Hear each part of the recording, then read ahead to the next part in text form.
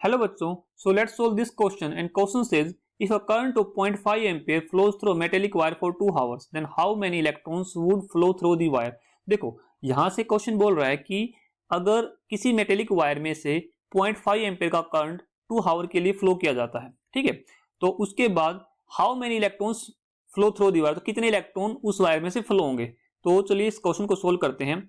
तो the basic की concept will be in this question will be the key concept will be this question, the formula used in this question is q is equals to it, ठीक है, charge into is equal to current multiply by time, तो ये formula use होगा।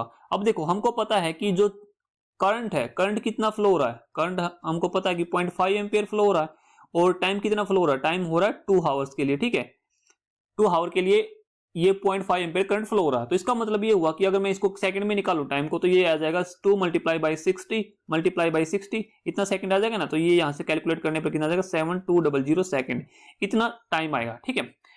अब यहां से हमको निकालने हैं इलेक्ट्रॉन, तो सबसे पहले हमको ये पता करना पड़ेगा कि इस वायर में से कितना चार्ज फ्लो हो रहा है, और चार्ज के लिए हमारे पास फॉर्मूला है ही, फॉर्मूला है तो जस्ट इसमें वैल्यू पुट करेंगे हम, ठीक है। तो यहां से चार्ज की वैल्यू आ जाएगी। देखो चार्ज की वैल्यू निकालने के लिए हमारे पास करंट की वैल्यू है, करंट की वैल्यू को पुट करेंगे 0.5 एम्पियर मल्टीप्लाई बाय, यहाँ पर हमारे पास टाइम कितना, टाइम को हमेशा यहाँ पे सेकंड में रखेंगे, तो ये रखेंगे 7200 सेकंड, ठीक है। तो जब इसको सोल्व करेंगे तो यहाँ से वैल्यू कितनी आएगी, ये वैल्यू आएगी 3600 एम्पियर सेकंड। तो इसको हम क्या लिख सकते हैं, कुलोम लिख सकते हैं। इसका मतलब कि 3600 कुलोम चार्ज, जो इतना कुलोम चार्ज हमारा पास होगा 0.5 एम्पियर 2 आवर फ्लो करें, यानी 2 आवर के लिए किसी मेटेलिक वायर में 0.5 एम्पियर का करंट फ्लो करते हैं तो इतना चार्ज पास होता है। अब हमको पूछ रखा है इलेक्ट्रॉन कितने पास होंगे, तो हमको पता है कि जो एक फैराडे होता है, एक फैराडे होता है वो 1 मोल ऑफ इलेक्ट्रॉन के इक्वल होता है, 1 मोल ऑफ इलेक्ट्रॉन के इक्वल होता है इसका। और हमको ये भी पता है कि जो 1 फैराडे होता है उसके अंदर कितना चार्ज होता है, कितना चार्ज होता है, यानी कि मैं बोल सकता हूँ 96500 कुलोम चार्ज होता है,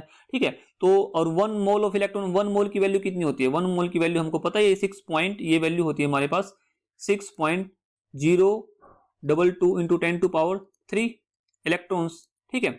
तो अब देखो यहां से हमारे पास 1 फैराडे, यानी कि मैं बोल सकता हूं कि 96500 कुलोम चार्ज पास करने पर हम इतने इलेक्ट्रॉन फ्लो होते हैं, ठीक है।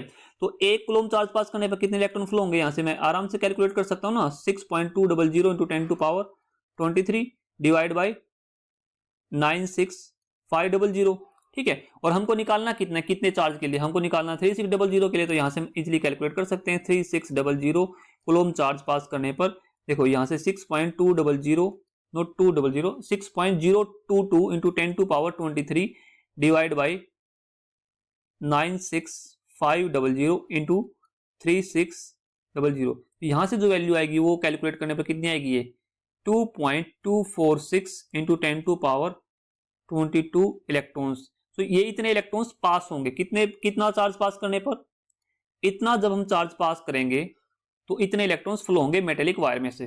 सो I hope this answered your question, thank you.